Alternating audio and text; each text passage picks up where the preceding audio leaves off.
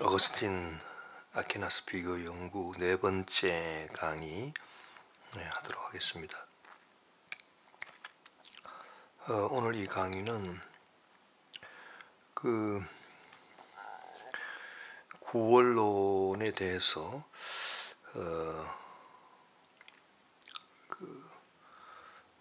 강의하도록 그렇게 하겠습니다. 어거스틴과 토마스 아퀴나스가 구원론에 있어서 어떻게 비교 연구가 될 수 있느냐라고 하는지 그 부분인데요. 어거스틴은 구원에 대해서 하나님의 전적인 은혜다. 그래서 구원에 대한 전적 은혜, 오직 은혜, 솔라 그라치아라고 말할 수 있죠. 오직 은혜다. 그래서 사람의 행위, 어떤 사람 스스로 만들 수 있는 의로운 행위라든지 의로움이라든지 그런 것들을 통해서 구원을 받는 것이 아니고 하나님의 은혜로 구원을 받는 것인데, 이것은 전적으로 하나님의 은혜로 받는 것이다. 하나님의 은혜가 완전 100%다. 구원에 있어서 100% 작용한다. 그렇게 주장한 것입니다.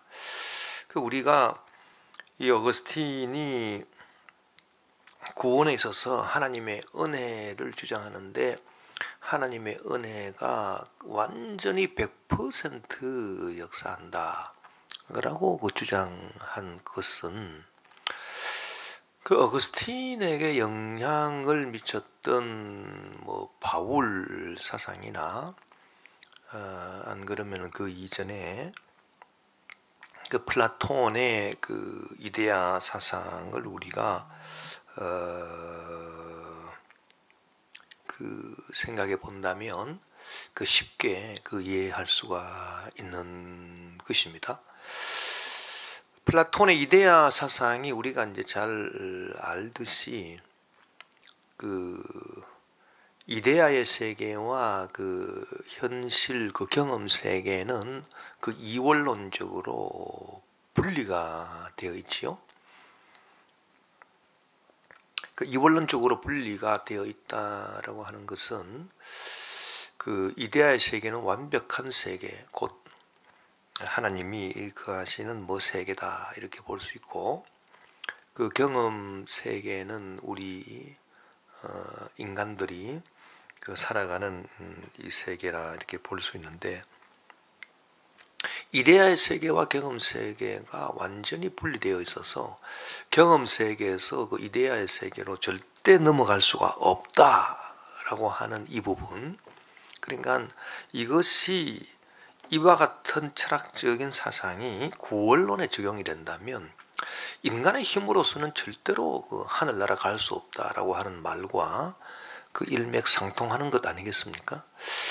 그렇기 때문에 우리가 철학적인 원리를 깨달아 알면 신학적인 교리들이 잘 이렇게 이해가 될 수 있어요.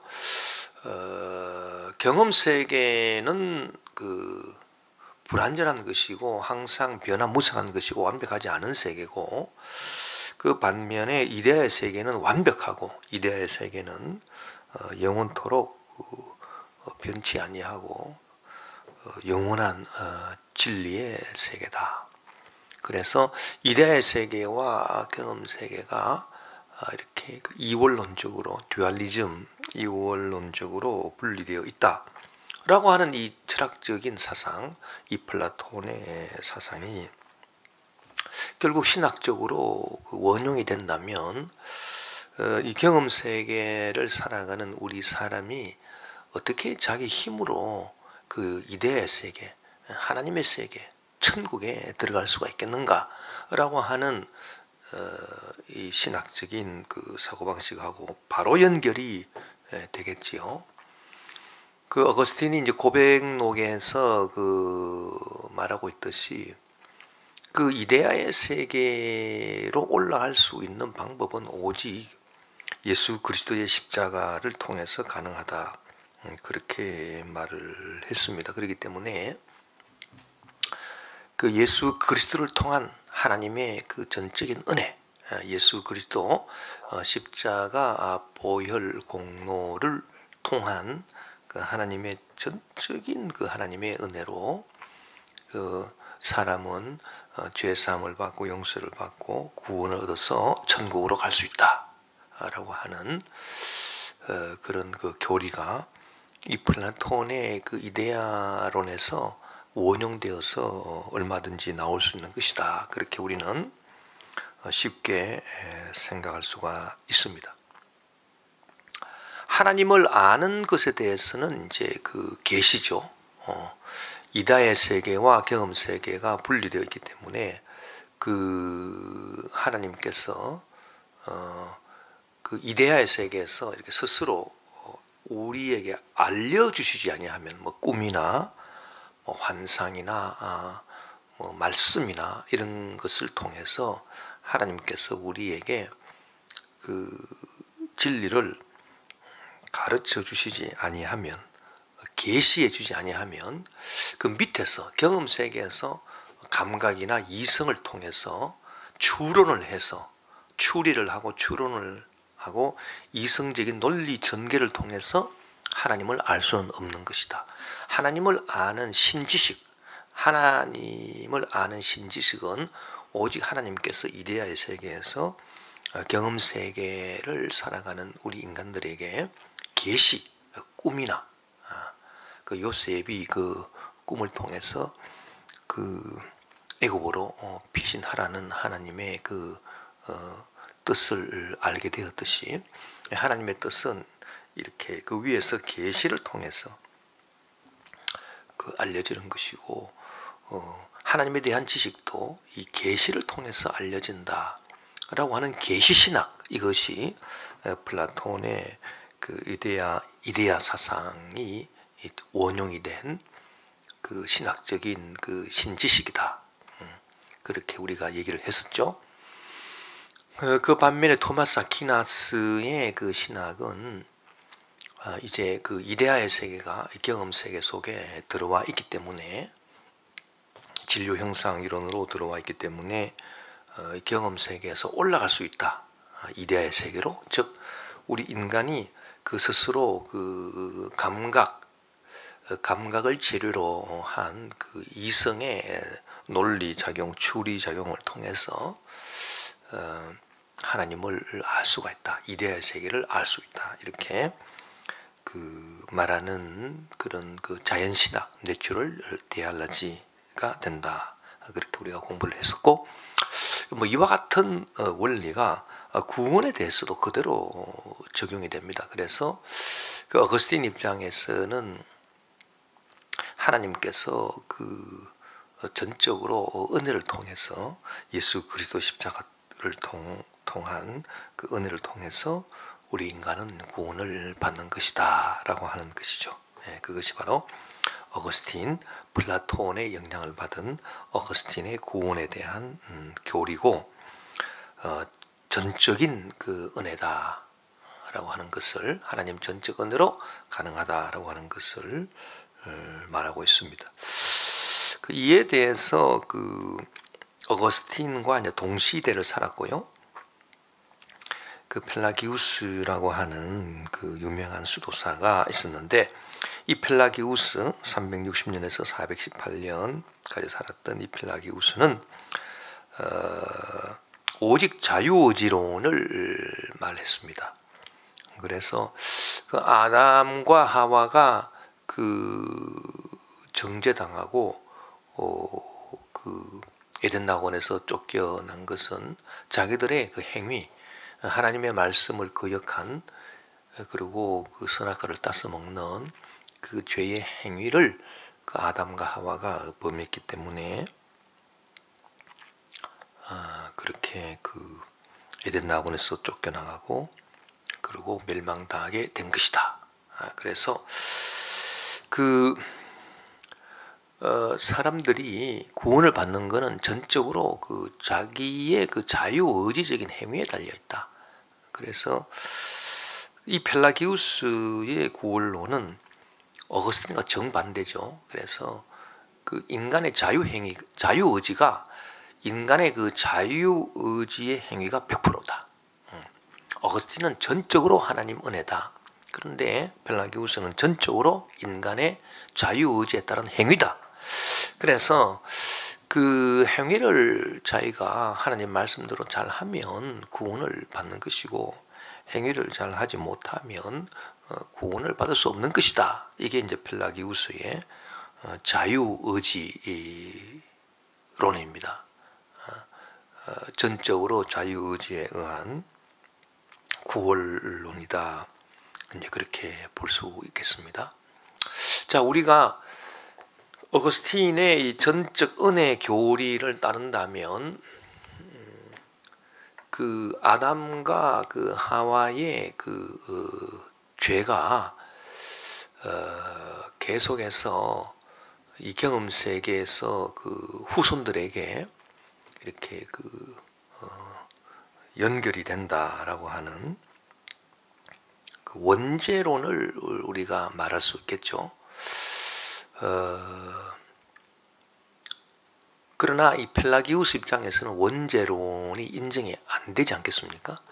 그 아담과 그 하와의 그 죄가, 그것은 그 아담 하와의 자유의지에 따른 죄고, 이 자유의지라고 하는 것은 개인마다 다 각각 자기들 스스로 개인적으로 갖고 있는 것이기 때문에 아담 하와의 후손들은 그 아담 하와와 다르다. 아담과 하와가 죄로 인해서 멸망받은 것은 그 아담 하와의 자유의지로 그렇게 한 것이고, 우리는 우리 나름대로의 자유의지로 하나님 말씀대로 행하면 우리가 구원을 받는 것이고, 그렇지 아니하면 우리가 멸망을 받는 거다. 그러니까 원죄론, 그 조상 아담 하와의 그 죄가 인류 후손에게 그 전달되어서 내려온다는 이 원죄론은 펠라기우스 입장에서는 그 인정이 되지 않는 것이고요. 어거스틴 입장에서는 이 원죄론이 인정이 되는 것이겠죠. 그래서 그 다윗이 고백한 바 모친이 죄 중에서 나를 잉태하였나이다 라고 하는 그런 그 고백이 나오게 됩니다. 그 펠라기우스 입장에서는 모친이 죄 중에서 나를 잉태했다고 성경에 기록되어 있지만, 그러나 모친이 이건 죄를 지은 것이고, 나는 내 자유의지로 내가 죄를 지을 수도 있고 안 지을 수도 있는 것이지, 내가 원죄에 물들려지지는 않는다. 그렇게 주장하는 것이고요. 그래서 그 유아 세례에 관한 것은 이 원죄론이 인정이 되기 때문에 유아 세례가 가능한 것입니다. 왜냐하면은 사람은 태어날 때부터 이 경험 세계에서 그 부모로부터 그 원죄를 물려받았기 때문에, 아담 하와 이래로 그 죄를 물려받았기 때문에 이 태어난 어린 아이도 이 죄가 있어요. 그래서 그 어거스틴은 성악설입니다. 성악설이냐 성선설이냐, 사람은 원래 악하냐 아니면 선하냐, 이것을 말할 때 어거스틴의 입장은 분명히 성악설이다. 사람은 태어날 때부터 악하게 태어난다. 왜? 원죄를 갖고 있으니까. 그렇게 볼 수 있고, 펠라기우스 같은 경우는 성선설입니다. 사람은 원래 선하게 태어난다. 그래서 자유의지로 악을 행하지 아니하고 선을 행할 수 있고, 그 자유의지로 구원을 받을 수 있다라고 하는 것이 펠라기우스의 자유의지론이다. 그렇게 우리가 볼 수 있겠습니다.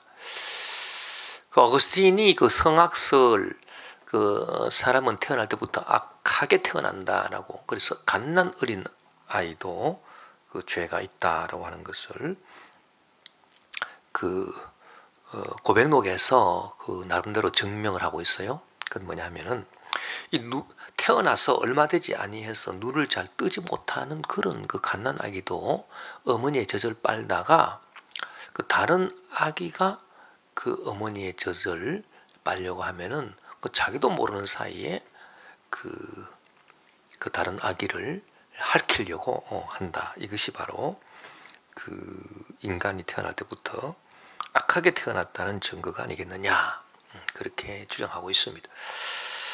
자, 그 바울의 사상 그리고 성경 전반에 흐르는 사상은 이 어거스틴의 구원에 대한 전적 은혜 교리를 지지하고 있습니다. 네, 그래서 그 펠라기우스는 418년 카르타고 공의에서 그 이단으로 정죄가 됩니다. 그래서 그 펠라기우스의 그 자유 의지로는 이단으로 정죄가 되고, 어거스틴은 이 자유의지를 어떻게 보느냐? 그러면 어거스틴의 그 입장에서는 인간의 자유의지는 아담 하와 때 자유의지하고 그리고 아담 하와 이후의 자유의지가 달라집니다. 왜냐하면은 아담 하와 때는 원죄가 없었죠. 그 아담 하와 이후로는 사람들이 원죄를 갖고 태어나게 됐죠. 그래서 어거스틴이 설명하는 그 인간의 자유의지, 이것은 그 아담 하와 때에 그 아담이 가지고 있었던 자유의지, 하와가 가지고 있었던 자유의지는 어떤 자유의지냐? 그것은 이 자유의지라고 하는 것을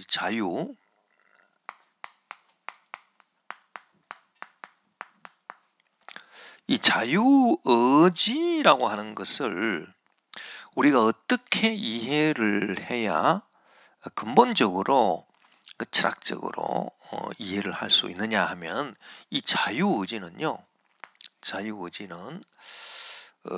그 무엇을 행할 수 있는 이 가능성이다.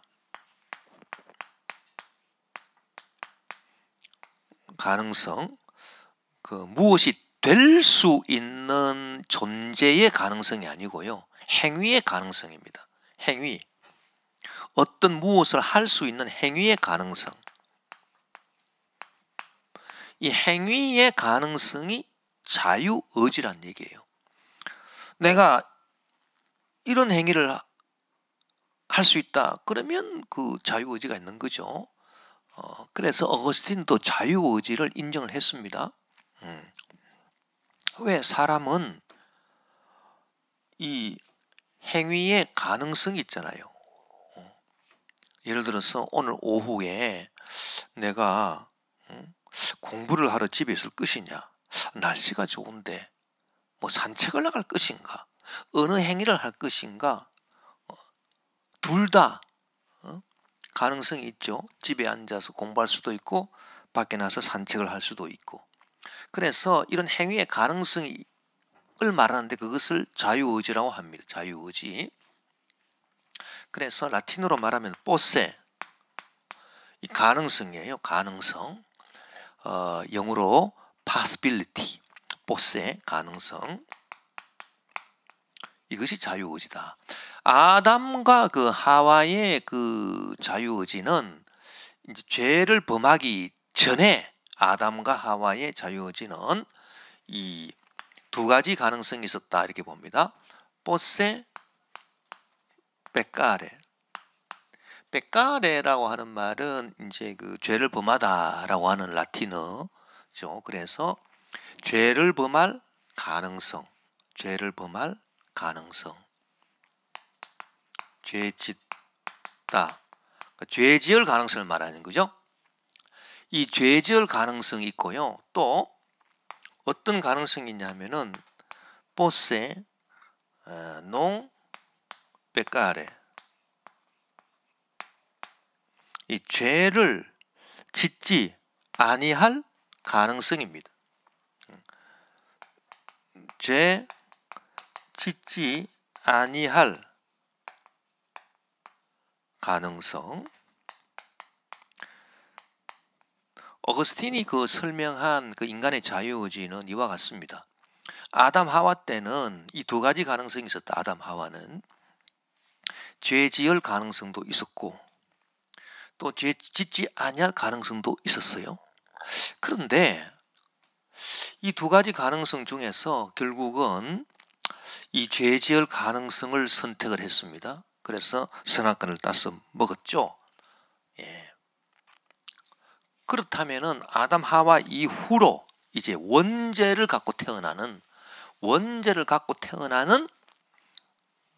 후손들은 어떤 가능성을 갖게 되었느냐? 유감스럽게도 이 죄 짓지 아니할 가능성은 사라졌다 이렇게 봅니다. 어거스틴은. 그래서 아담 하와 이후로 모든 인간은 죄 지을 가능성만 남게 되었다는 거예요.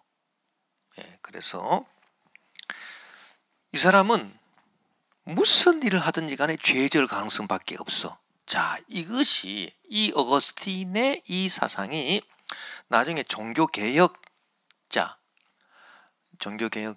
장 깔뱅으로 가게 되면은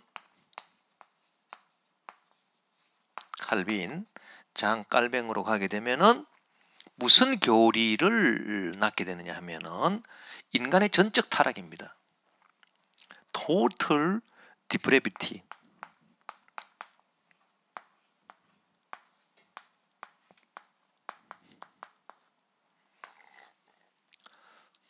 왜 전적 타락이냐? 죄 안 지을 가능성이 없어졌어요. 죄 안 지을 가능성이 남아 있으면 전적 타락이 아니죠. 죄 안 지을 수 있으니까. 그런데 아담 하와 이후로는 원죄가 그 속에 흐르기 때문에 죄 안 지을 가능성은 없어지고요. 죄 지을 가능성밖에 남지 않았다. 이렇게 그 어거스틴이 설명을 하고 죄 지을 가능성만 남아 있다는 이것이 종교개혁자들한테 우리 개신교 종교개혁자들한테는 전적 타락 교리 타락한 것도 완전히 타락했으니까 100% 타락했기 때문에 죄 지을 가능성밖에 없는 거예요. 그렇죠. 죄 지을 가능성밖에 없습니다. 그래서 인간의 전적 타락 교리를 이렇게 만들어내게 되는 거죠. 그리고 또 어거스틴은 또 계속 말합니다. 그러면 이렇게 태어날 때부터 전적 타락한 본성을 갖고 죄 지을 가능성밖에 남지 않은 그런 사람이 예수 그리스도를 영접해서 그 십자가 보혈의 은혜로 죄사함을 받고 회개하고 죄사함을 받고 용서를 받고 구원을 받으면 그러면 그 사람의 의지는 어떻게 되느냐? 이제 예수 그리스도를 믿고 난 다음에는 어떻게 되느냐? 지저스 크라이스트를 통해서 구원을 받고 나면은 그러면 성도의 그 자유의지는 어떠한가? 그러면 어떻다? 보세 그래도 여전히 죄 지을 가능성이 있어요. 우리가 예수 그리스도를 믿고 구원을 받았다고 해서 죄 지을 가능성이 없어지는 건 아니죠. 죄 지을 가능성이 여전히 있습니다. 그러나 놀라운 것은 이 아담 하와 때 있었던 죄 안 지을 가능성이 다시 살아납니다. 예수 그리스도를 믿는 성도들한테는.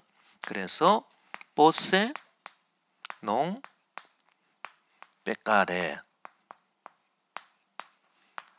이것이 다시 살아났어. 이렇게 아담 하와 경우처럼 이 두 가지가 같이 또 있게 돼요. 그러나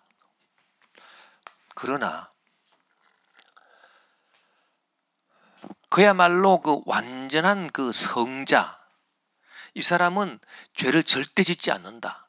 예수를 믿고 난 다음에 절대 죄를 범하지 않는다. 그건 뭐냐 하면은 non posse peccare입니다. 이 농이라고 하는 말이 아니다라고 하는 이 말이 바로 그 앞에 단어를 수식하기 때문에 이 가능성을 요걸 수식하거든요. 그래서 가능성이 없다는 거죠. 죄 지을 가능성이 없다.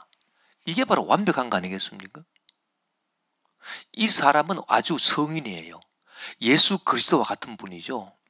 그래서 non posse peccare, 요거는 죄를 안 지을 가능성이고요. 이거는 죄 지을 가능성이 아예 없다. 이 사람은 죄 지을 가능성이 아예 없어. 이거 완벽한 상태죠. 완벽한 성인입니다. 그렇죠? 이 non posse peccare는 이 땅에서는 주어지지 않는다 그랬습니다. 아무리 예수 그리스도를 믿어도. 그러면 이것은 어디서 주어지느냐? 천국에서 주어진다. 천국에 가면은 죄 지을 가능성 자체가 아예 없어져요. 죄 지을 가능성이 아예 없어진다. 그렇게 이 어거스틴은 인간의 자유의지를 이렇게 설명을 했습니다. 예. 아주 탁월한 설명이죠. 아주 섬세하고 탁월한 설명입니다. 그래서 그 어거스틴은 하나님의 은혜, 전적으로 하나님의 은혜로 말미암아 우리가 구원을 받는 것인데, 구원받고 난 왜 하나님의 전적인 은혜로 구원을 받느냐? 아담 하와 이후로는 모든 사람은 태어날 때부터 원죄를 갖고 태어나고 죄 지을 가능성밖에 없어요. 그러니까 본성이 완전 부패했어요. 본성이 완전 부패했기 때문에 인간 스스로 구원받을 가능성은 제로 없습니다. 그러므로 전적으로 은혜로 말미암아, 하나님 은혜로 말미암아 구원을 받게 되고, 전적으로 하나님 은혜로 말미암아 구원을 받게 된 성도들은 죄 지을 가능성과 죄를 안 지을 가능성, 아담 하와의 상태로 돌아가게 되는데, 아무리 이 땅에서 거룩하게 살려고 애를 쓴다 하더라도 이 죄 지을 가능성이 아예 없는 이 완벽한 지고의 이 성스러움의 이 상태는 천국에 가야 주어진다. 그렇게 어거스틴은 말하고 있는 것입니다. 예. 아주 이 탁월한 설명이죠. 자, 그래서 지금 구원이라고 하는 것은 요 단계에서 일어나는 게 구원이잖아요. 이 단계에서. 그래서 아담 하와 이후로, 아담과 이브 이후로 죄질 가능성밖에 남지 않았기 때문에 이 죄질 가능성만 있는, 죄 안 지을 가능성이 없어요. 죄 지을 가능성만 남아있는 이 사람들이 죄사함을 받고 용서받고 구원을 얻는 거. 지금 이제 그 구원에 대해서 우리가 얘기하고 있잖아요. 구원을 받는 거는 어떻습니까? 전적으로 하나님 은혜. 그래서 솔라 그라치아, 은혜, 오직 은혜로만, 100% 오직 은혜로만 구원을 받아가지고 구원받은 성도가 된다. 요 단계가 이제 오직 은혜다, 이제 그 얘기거든요. 어거스틴의 구원론이 바로 그겁니다. 여기 반해서 이제 펠라기우스는 뭐 이런 거 다 무시하는 거고, 좌우지간 죄질 가능성도 있고 죄 안 지을 가능성도 있는데, 어쨌든 간에 그거는 각자 자유의지에 따른 거다. 아담 하와는 자기들이 죄 지을 가능성을 선택해서 죄를 짓고 타락한 것이고, 아담 하와 이후로 태어난 사람들은 자기들 나름대로 그 자유의지로 죄 짓기도 하고 죄를 안 짓기도 하고, 예. 그렇게 해서 멸망당하기도 하고 구원을 받기도 한다. 그거는 각자 자유의지에 달려 있다. 뭐 그렇게 주장한 것은 펠라기우스다. 그렇게 봅니다. 그래서 이제 펠라기우스주의는 성경적이 아니다. 바울적이지 않다. 바울 사상적이지 않다. 그렇죠? 바울도 역시 뭐 플라톤의 영향을 받은 바울이 히랍 철학과 히랍어에 능통했다라고 하는 것은 결국은 바울은 플라톤 철학, 아리스토텔레스 철학 이런 철학에 아주 일가견이 있었고 플라톤 사상을 받아들인 그런 사람이기 때문에 그 성경적으로 바울 신학적으로 볼 때 이 펠라기우스의 이 주장은 받아들여질 수가 없죠. 로마서 같은 데 보면은 사람이 행위로 구원받는 것이 아니라 오직 하나님의 은혜로 구원받는다 분명히 뭐 말하고 있습니다. 그래서 펠라기우스의 이 사상은 418년 카르타고 공의회에서 이단으로 정죄가 되었다라고 하는 것이고요. 그 다음에 그 반펠라기우스주의라고 하는 것이 있습니다. 이 반펠라기우스주의라고 하는 것은 뭐냐면은 이 반이 절반이라고 하는 절반이라고 하는 뜻이거든요. 뭘 반대한다는 반이 아니고요. 절반이라고 하는 이 반자예요. 그래서 세미 펠라지아니즘이라고 합니다. 세미 펠라지아니즘. 이 반펠라기우스주의는 뭐겠습니까? 자, 이 절반 펠라기우스주의다라고 하는 것은 이 사람이 죄산 받고 이제 구원받는 거, 이 구원받는 것이 하나님의 은혜가 그 작용을 하는데 어거스틴처럼 전적으로 작용하는 게 아니라 하나님의 은혜가 50%다. 그리고 그 인간의 그 자유의지가 50%다. 그래서 인간의 그 인간의 행위가 50%고 자유의지에 의한 행위가, 그러니까 펠라기우스주의는 인간 행위가 100%였죠. 그리고 그 어거스틴은 그 하나님의 은혜, 전적으로 하나님의 은혜, 이게 100%였죠. 근데 절반씩 깎은 거죠. 그래서 그 하나님의 은혜가 50%고 인간의 또 행위 또한 50%다. 이게 절반이에요, 절반. 절반 펠라기우스주의, 반 펠라기우스주의. 자, 이것이 얼핏 보면 뭐 상당히 그 일리가 있는 듯하게 보여요.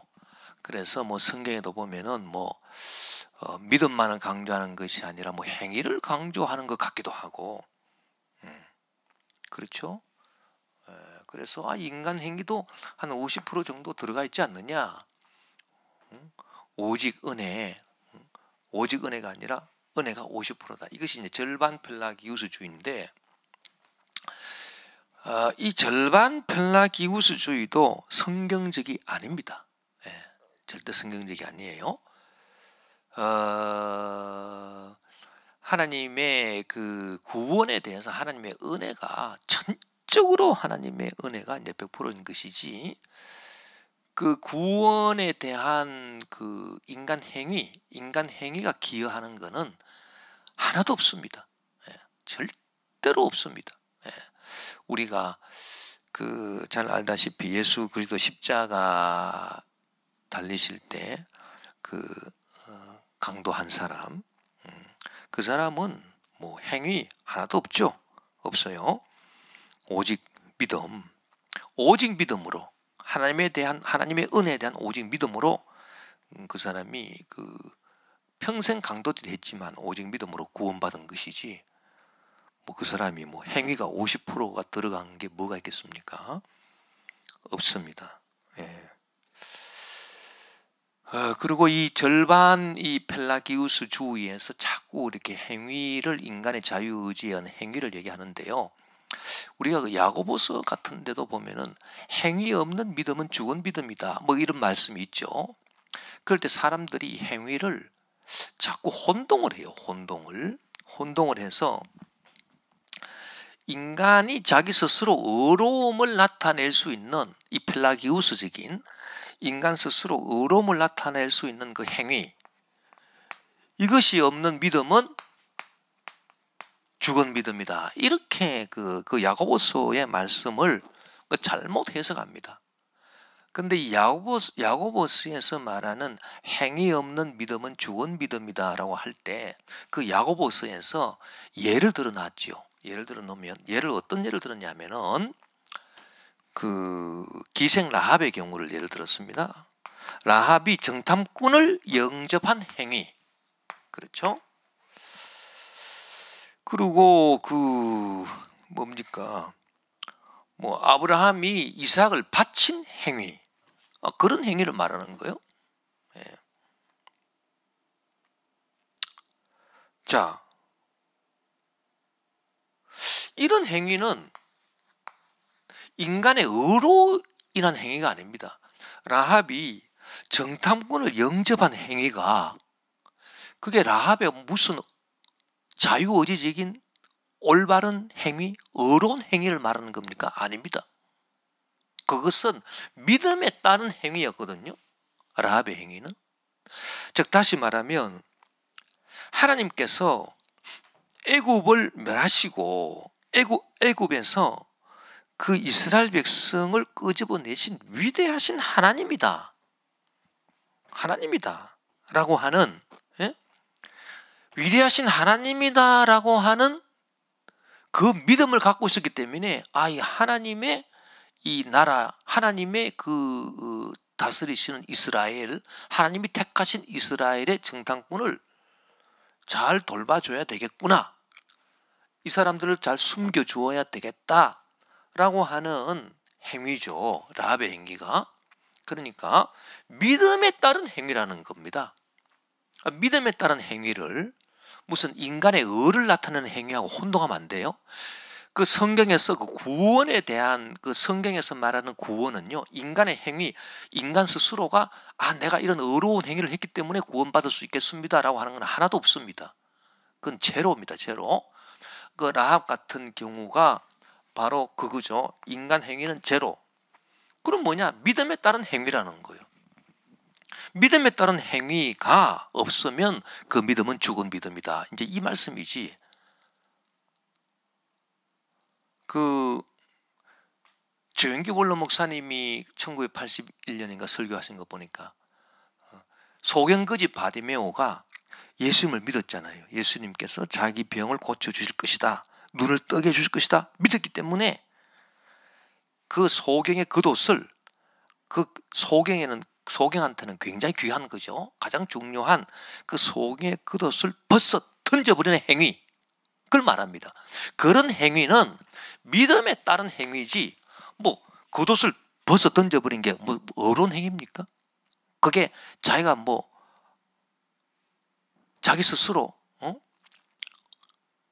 어렵다 함을 나타낼 수 있는 고고하고 참 사람한테 박수 받을 수 있는 그런 칭찬받을 만한 그런 선행입니까? 선행이 아니에요. 선행. 이때 행위라고 하는 것은 행위 없는 믿음은 죽은 믿음이다라고 할 때 행위는 어떤 선행이 아니에요. 선행. 인간의 어떤 선행이 아닙니다. 이것은 뭐 구제, 섬김, 뭐 봉사, 선행 이런 게 아니고요. 믿음에 따른 행위라고요. 겉옷을 던져버렸다든지 안 그러면은 뭐 정탐꾼을 영접했다든지 다 그런 거 아닙니까?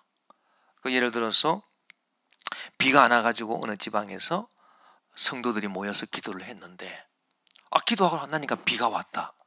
야, 비가 왔는데 우산이 없네? 근데 어떤 소녀가 우산을 딱 갖고 가더라는 거예요. 그래서 그 소녀한테 물어봤대요. 야, 너 어떻게 해서 우산 챙겨왔냐? 그랬더니 하나님 앞에 기도하면 반드시 응답을 줄 거를 믿잖아요. 그러니까 비가 내릴 거를 믿기 때문에 그 믿음에 따라서 우산을 챙기는 행위를 했다는 겁니다. 그 우산 챙기는 행위가 무슨 선행입니까? 구제입니까? 선김입니까? 봉사입니까? 아닙니다. 이런 행위가 아닙니다. 인간의 의가 나타나는 행위가 아니에요. 그건 우산 챙기는 행위는 비가 올 것을 믿는 믿음에 따른 행동이라는 얘기죠. 이런 행위가 없는 믿음은 죽은 믿음이다라고 하는 것이지, 무슨 행위가 없는 믿음이 죽은 믿음이다 그러니까 구제를 안 하면은 믿음이 죽은 믿음이구나, 섬김이 없다, 봉사가 없다, 선행이 없으면은 믿음이 죽은 믿음이구나, 그런 것이 절대 아니거든요. 그런데 이 펠라기우스주의의 절반 펠라기우스주의의 50%라고 하는 이 행위는 무슨 행위겠습니까? 당연히 인간 스스로가 자기 자유의지로 어떤 선행을 하고 그 하나님의 말씀을 지키고 뭐 그런 행위를 말하는 거 아닙니까? 하나님 말씀을 지키는 그런 행위, 자기의 어떤 선행, 자기의 어떤 자랑할 수 있는 그런 행위, 혹은 뭐 율법을 지키는 행위, 뭐 이런 걸 말하는 거거든요. 그 율법을 지키는 행위나 선행이나 뭐 구제, 이런 행위는 그 야고보서에 말하는 행위가 아니거든요.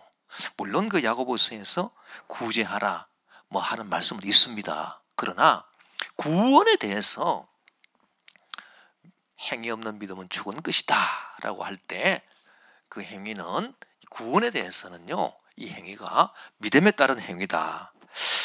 그렇기 때문에 인간 스스로가 무슨 선행을 하고 하나님 보실 때 야, 너 정말 잘했어, 참 훌륭해, 그런 행위를 통해서 구원받는 것은 없다는 얘기입니다. 그래서 이 절반 펠라기우스주의도 50%는 하나님 은혜고 50%는 인간 선행을 해야 된다, 이거 아니다.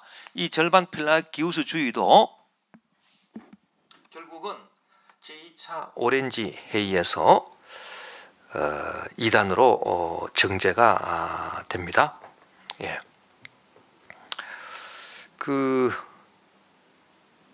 이 제2차 오렌지 회의가 언제 있었는지 내가 기록을 안 해놨네요. 기록을 안 해놨는데 제2차 오렌지 회의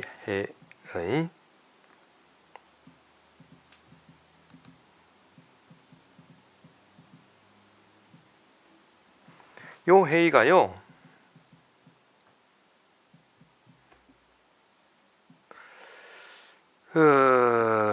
529년이었습니다. 529년 AD 529년에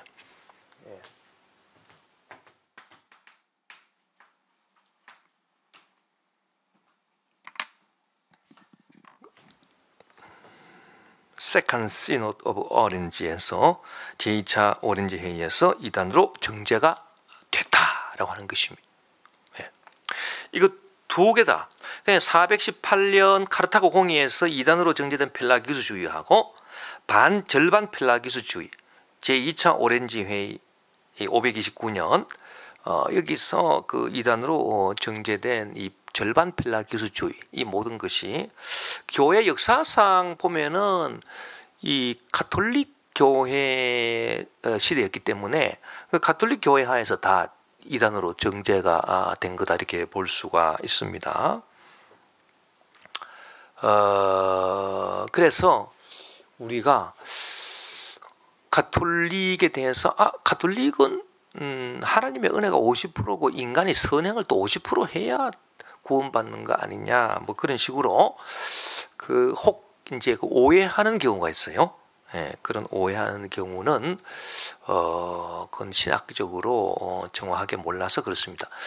개신교 신학, 우리 개신교 신학은 뭐 물론 확실합니다. 하나님의 전적 은혜 100%고요. 그리고 이 가톨릭 신학도 하나님의 전적 은혜 100%, 어거스틴 입장에 서서 하나님의 전적 은혜 100%로 구원을 받는 거지, 인간의 선행 절대로 조금도 구원에 영향을 끼치지 않습니다. 그럼 무엇이 다른가라고 하는 그 얘기를 이제 5분 쉬었다가 말씀드리겠습니다.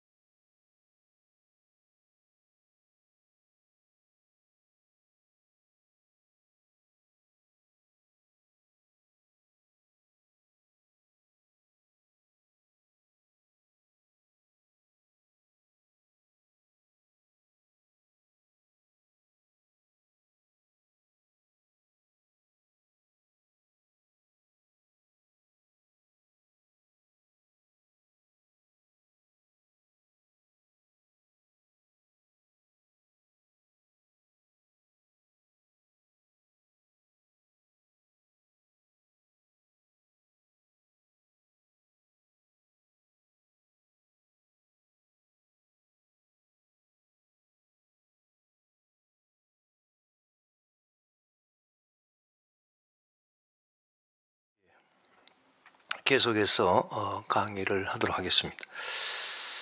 자, 그렇다면은 도대체 우리가 혼동, 그러니까 개신교 신학과 가톨릭 신학 사이에서 혼동을 느끼게 하는 그 이유가 무엇인가라고 하는 것을 우리가 제대로 알면 이 구원에 대한 교리를 우리가 완전히 파악할 수 있습니다. 어거스틴 입장과 토마스 아퀴나스 입장의 이제 차이다, 이렇게 볼 수 있는데요. 자, 개신교든 가톨릭이든 간에 하나님의 은혜가 100% 하나님의 전적 은혜로 구원을 받는다라고 하는 것은 그거는 교리적으로 분명합니다. 그래서 펠라기우스주의라든지 인간의 행위 100%를 주장한 펠라기우스주의라든지 하나님의 은혜 50%, 인간의 행위 50%를 주장한 반 펠라기우스주의라든지 다 교회사에서 보면 이단으로 정죄가 됐고요. 그런데 좀 더 우리가 한 단계 더 깊이 들어가 보면 놀라운 차이를 우리가 발견할 수 있습니다. 개신교하고 가톨릭 사이에. 이제 그것이 뭐냐 하면은 은총이 역사하시는 방법이 다르다는 얘기입니다. 예, 100% 은총인데요. 구원에 있어서 하나님의 은혜가 전적으로 역사하지, 인간의 어떤 의로운 행위는 조금도 단 1%도 그게 역사하지 않는다라고 하는 이것이 개신교든 가톨릭이든 다 공통된 점인데, 그래서 뭐 다 어거스틴의 입장을 기본적으로 받아들이고 있어요. 그런데 속사를 이렇게 뒤집어 보면은 아주 색다른 차이가 나타납니다. 개신교와 가톨릭 사이는. 개신교는 결국 종교 개혁의 영향을 받아가지고 우리가 어거스틴 그리고 이제 마틴 루터 그리고 장 깔뱅 이런 이제 라인으로 우리가 영향을 받고 있고요. 가톨릭은 토마스 아퀴나스의 신학에 영향을 이제 받은 것인데, 이것이 어떻게 다르냐 하면은 하나님의 은혜가, 하나님의 은총이 역사하시는 방법이 완전 다릅니다. 자, 어떻게 다르냐 하면, 자, 그러니까 하나님의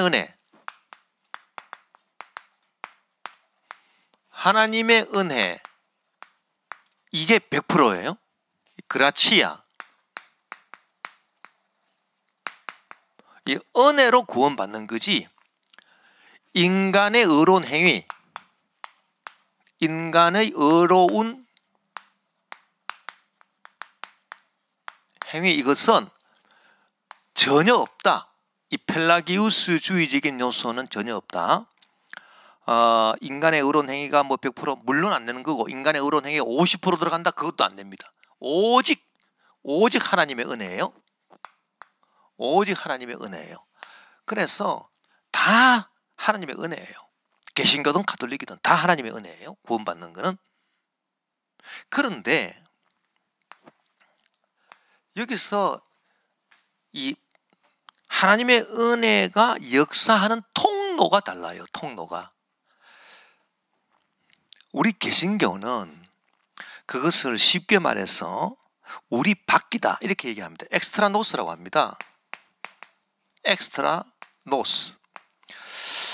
엑스트라라고 하는 말은 바깥이다 그런 얘기고, 노스는 우리죠. 하나님의 은혜가 역사하는 통로가 우리의 바뀌다. 즉 우리 인간의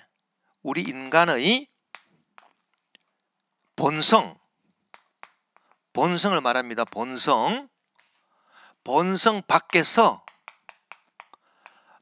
역사한다는 겁니다. 구원에 있어서 하나님의 은혜가 100% 역사하는데 우리 인간의 본성 밖에서 역사해요. 본성 밖에서. 자, 왜 본성 밖에서 역사하느냐 하면은 우리 인간의 본성은 전적으로 타락했기 때문에 그 어거스틴의 이게 또 어거스틴의 입장이죠. 어거스틴. 이 어거스틴의 입장은 하나님의 은혜가 구원에 있어서 우리에게 역사하는데 우리 인간의 본성 밖에서 역사한다. 왜? 우리 인간의 본성은 아까 우리가 얘기했듯이 아담 하와 이후로는 죄지을 가능성, 뽀세 빼까레밖에 남은 게 없어요. 죄 안 지을 가능성은 사라졌습니다. 그렇기 때문에 전적으로 우리 인간의 본성은 부패했죠. 전적 타락했습니다. 전적으로 부패하고 전적으로 타락했기 때문에 본성 안에 들어올 수가 없어요. 하나님의 은혜가. 왜? 우리 본성은 철저하게 타락했기 때문에. 예를 들어서 썩은 나무 둥치에 그 속에 하나님의 은혜가 들어온들 이미 썩어버렸는데 어떻게 하겠습니까? 그 썩은 그 나무 둥치를 어떻게 살릴 수가 있습니까? 완전 썩어버렸는데 불가능해요. 그래서 하나님의 은혜가 우리 인간의 본성 밖에서 역사한다는 얘기고요. 이거는 무엇을 의미하느냐 하면 우리 인간의 본성은 변하지 않는다. 전적 타락한 인간의 본성은 전적 타락한 아담 하와 이후로 뽀세 빼까레 죄지을 가능성만 남아서 전적 타락한 인간의 본성은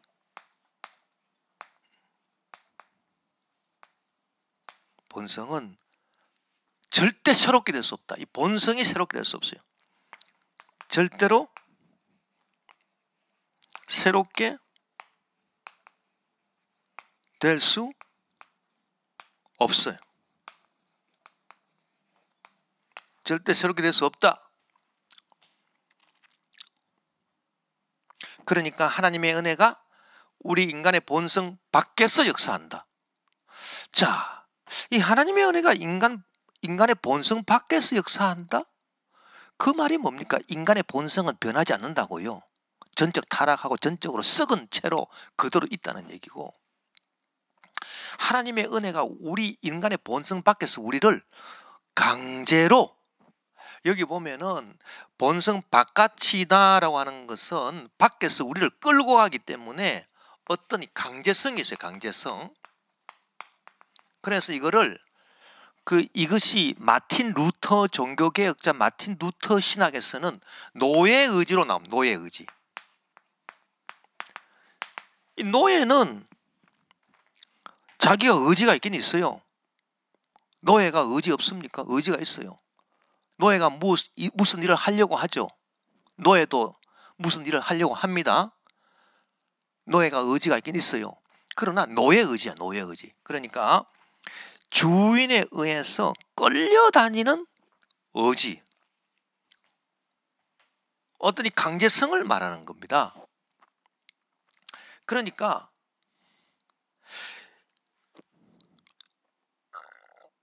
하나님께서 구원하시기로 작정한 사람을, 그 사람을 그냥 밖에서 끌고 가는 거예요. 구원으로. 왜냐하면 본성 밖에서 역사하기 때문에 이건 강제로 끌고 간다 이렇게 보는 겁니다. 그래서 노예처럼 끌려가지고 구원을 받게 되는 거고, 노예처럼 끌려가가지고 뭐 선한 일을 할 수도 있는 것이고. 자, 노예가 어떤 선한 일을 했다고 합시다. 그러면 그 선한 일이 노예 스스로의 본성에 의해서 나온 선한 일이겠습니까? 안 그러면 주인에 의해서 끌려가가지고 선한 일을 한 것이겠습니까? 이 노예의 본성은요 변하잖아요. 노예예요, 노예. 그러나 주인에 끌려서 선한 일을 한 거예요. 뭐 이런 식으로 그 하나님의 은혜가 역사한다는 겁니다. 엑스트라 노스입니다, 이게. 그런데 토마스 아퀴나스, 이 가톨릭 신학을 이룬 토마스 아퀴나스의 그 입장은 완전 반대입니다. 우리의 본성 아닙니다. 인노스입니다. 인노스. 우리 인간의 본성 아니라 그러니까 이 토마스 아퀴나스의 신학은 인간 본성의 전적 타락을 믿지 않는 거죠. 주장하지 않습니다. 자, 이것이 역시 여기도 우리가 이쪽은 플라톤의 입장을 볼 수 있고요. 이쪽에서는 아리스토텔레스 입장을 볼 수 있죠. 왜냐? 이 아리스토텔레스 입장에서는 이데아가 이 경험 세계 사물 속에 형상으로 들어와 있지 않습니까? 이 부분에 대해서는 내가 누누이 말씀드렸기 때문에 요걸 자세히 이해하려면은 여러분 앞 강의 유튜브를 다시 보시면 되고요. 자, 그러니까 이 이데아가 이 경험 세계 안에 들어와 있다라고 하는 이 사상 자체가 우리 인간의 본성이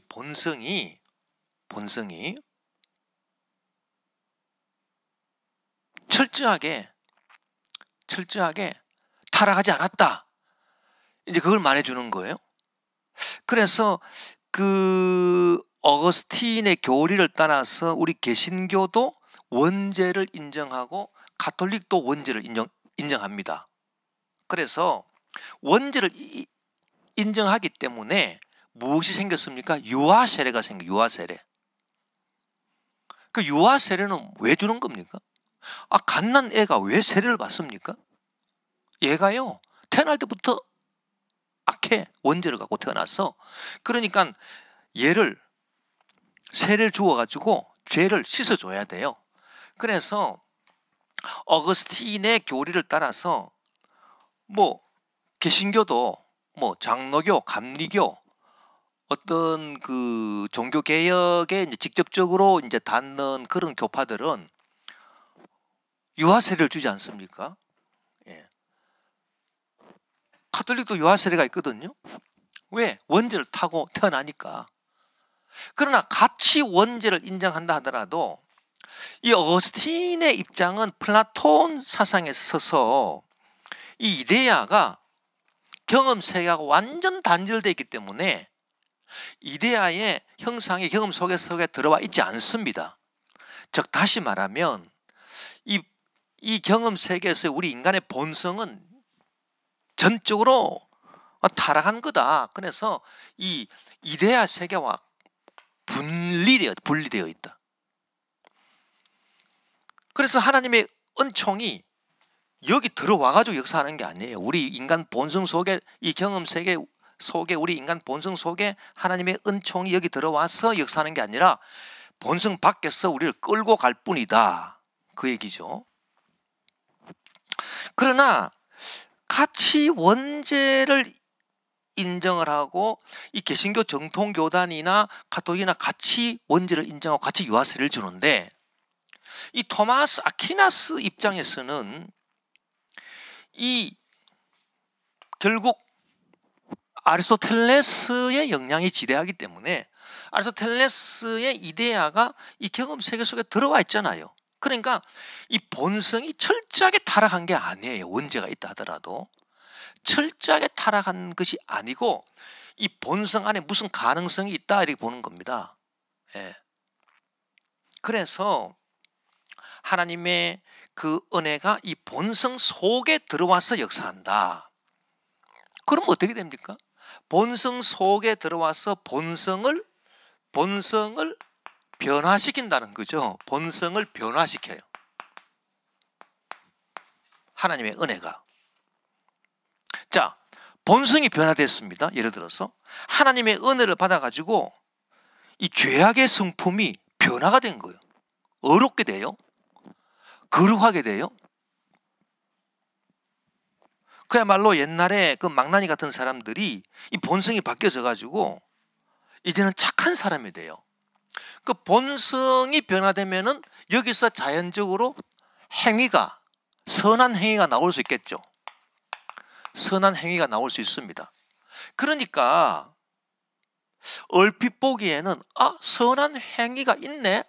그러니까 선한 행위를 해야 하나님의 은혜도 있고 선한 행위도 해야 구원을 받는다. 이렇게 사람들로 하여금 착각을 하게 하는 그런 요소가 다분히 있을 수 있죠. 이 가톨릭 신학에서는. 그러나 우리가 이미 살펴봤듯이 인간의 의로운 행위, 이 펠라기우스주의는 뭐 펠라기우스주의든 절반 펠라기우스주의든 다 가톨릭 교회사에서 자기들이 다 이단으로 정죄한 거거든요. 그렇기 때문에 오직 하나님의 은혜입니다. 출발은 오직 하나님의 은혜인데, 이 하나님의 은혜가 이 역사하시는 방법이 우리 인간의 본성 밖에서 역사하느냐, 본성 안에서 역사하느냐, 이것이 완전 다른 거예요. 그래서 이 인간의 본성 안에서 역사한다 그러면 본성을 변화시킨다는 얘기고요. 이건 전적 타락이 아니라는 얘기죠. 변화가 될 수 있기 때문에 전적 타락한 게 아니죠. 부분적인 타락입니다. 예. 뭐 쉽게 말하자면 부분적인 타락. 타락은 하긴 했어요. 그래서 원죄를 갖고 태어나긴 나는데 부분적으로 타락했기 때문에 본성을 변화시킬 여지가 있어요. 그래서 하나님의 은총이 이 본성 안에서 역사해가지고 본성이 변화되니까 지혜도 생겨나고, 예? 지식도 좋아지고, 그래서 이 지혜를 갖고 하나님을 알 수도 있고, 이 자연신학이 막 나오는 거죠. 그 토마스 아퀴나스의 그 신학 대전 같은 게 나온다는 얘기입니다. 본성이라고 하는 거는 두 가지로 얘기를 하면은 지성과 의지거든요. 지성과 의지. 그 지성이 좋아진다는 얘기예요. 지성이. 그 머리 나쁜 사람이 쉽게 말해서 머리가 좋아진다는 얘기예요. 그래서 예전에는 하나님에 대해서 전혀 모르던 사람이 이 지성이 좋아져 가지고 하나님의 은혜로 본성이 변화돼서 지성이 좋아 가지고 공부를 잘하게 돼 가지고 연구를 잘하게 되어서 논리적으로 철학적으로 하나님의 존재를 증명하기도 하고, 이런 아주 훌륭한 지성으로 됐다. 또 이 본성이 변화받아 가지고 하나님 은혜로 의지가 새로워져 가지고, 옛날에는 죄만 짓던 사람이 이 의지가 변화돼 가지고 선한 행위를 하더라. 그렇게 발전되어 나갈 수 있는 겁니다. 자, 이와 같은 이 인노스의 이런 이 사상, 이게 바로 토마스 아퀴나스의 대표적인 이제 그 사상이고요. 하나님의 은혜가 이렇게 역사한다는 얘기죠. 그러니까 출발점에 보니까 인간의 의로운 행위가 전혀 없어. 그 나중에 결과를 보니까 본성이 변화돼가지고 선한 행위를 하고 의로운 행위가 나오네. 그래서 우리 개신교가 완전 달라지는 겁니다. 이게 달라지는 이유가 거기 있어요.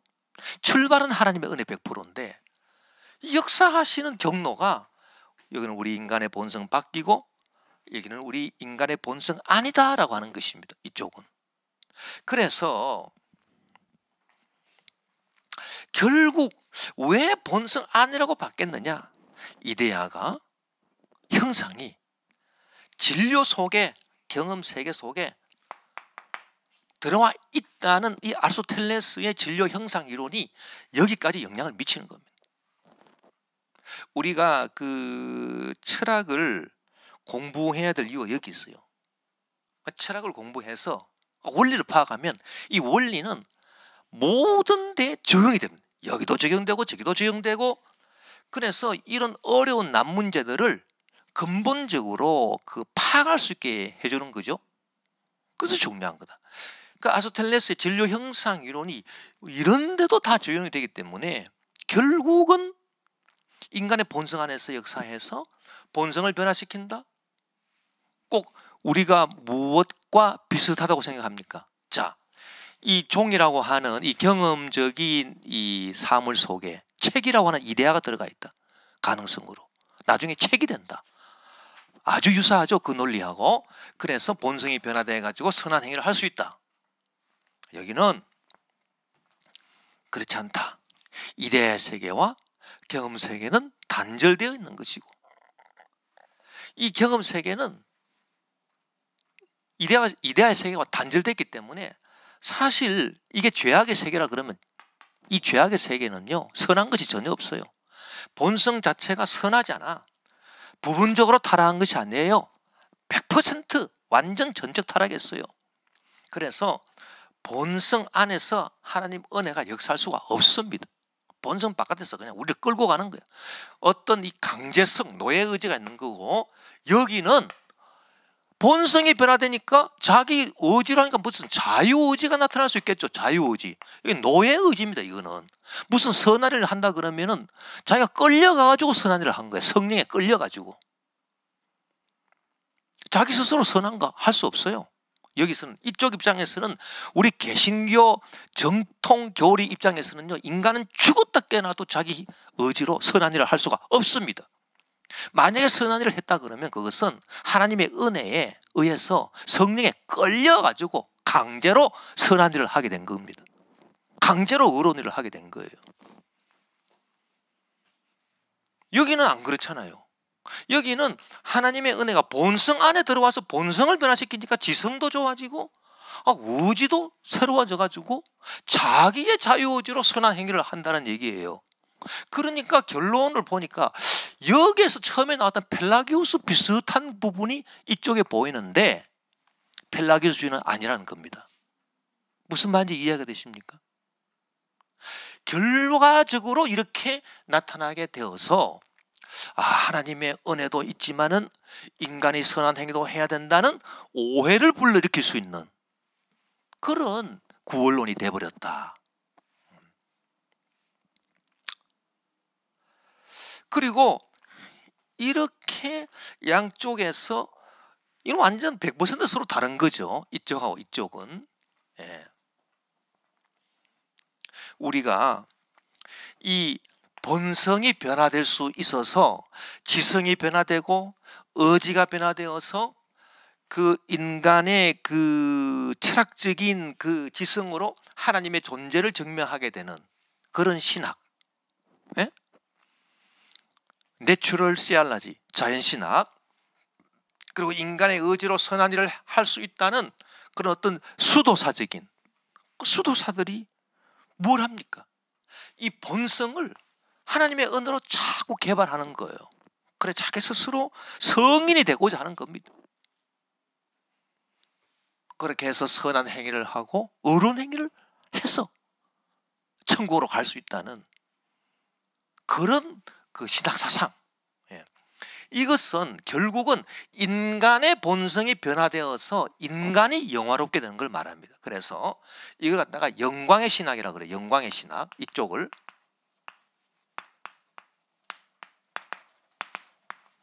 이 영광의 신학이다라고 하는 것은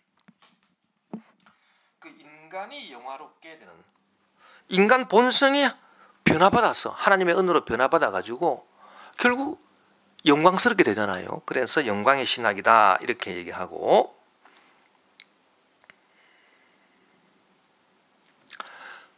이쪽 신학은 뭐냐? 우리 개신교 신학은 우리 인간의 본성은 전적으로 타락이기 때문에 변하지 않습니다. 계속 타락한 채로 있어요. 오직 예수 그리스도의 십자가를 통해서, 여기 십자가를 통해서 우리가 주님에 이끌려서 우리가 구원을 받고, 우리가 무슨 선한 일을 한다 하더라도 내 본성이 변화받아서 선한 일을 하는 게 아니라 성령의 노예가 돼가지고 끌려가가지고 내가 선한 일을 하는 것이고, 또 내가 무슨 하나님의 진리를 내가 깨달아 알았다고 해도 내 머리가 좋아져가지고 하나님의 그 은혜가 내 본성 속 지성의 역사에서 지성이 좋아져가지고 논리적으로 철학적으로 하나님을 깨달아 아는 것이 아니라 계시로, 계시라고 하는 게 뭐예요? 위에서 꿈을 통해서 가르쳐준다. 위에서 가르쳐준다. 이거는 머리 좋든 나쁘든 간에 가르쳐주면 알게 되잖아요. 그래서 계시신학, 이런 것들이 다 무엇 때문에 어떤 통로를 통해서 이루어지느냐? 십자가, 예수 그리스도 십자가를 통해서 이루어지기 때문에 이것을 우리가 십자가의 신학이다.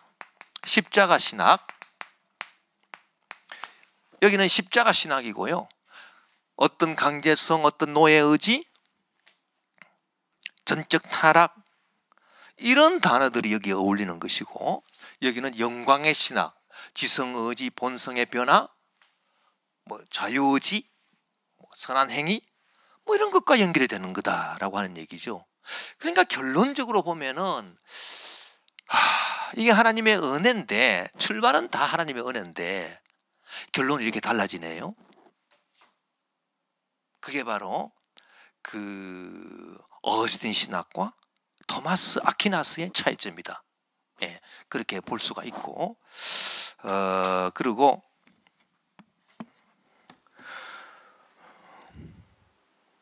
뭐 우리는 마땅히 이제 개신교 종교 개혁의 이제 후예들이기 때문에 우리는 저쪽을 우리는 어거스틴, 바울, 그러니까 플라톤, 바울, 어거스틴, 마틴 루터 이 전통을 우리는 따를 수밖에 없는 거죠. 이쪽 노선을 우리가 따를 수는 없습니다.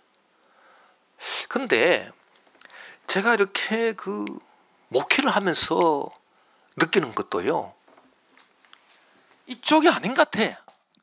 왜? 아무리 말씀으로 먹여주고 말씀으로 이렇게 새롭게 해주고 이렇게 해도요, 본성은 변하지 않는 것 같더라고요. 사람 본성은 변하지 않아요. 여러분 어떻게 생각하십니까? 예. 어쨌든 이와 같은 그 차이점이 있다라고 하는 것을 우리가 알고,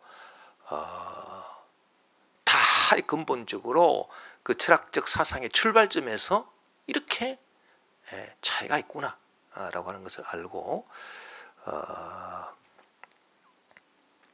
결국은 그 바울이 주장하는 것도 그렇습니다.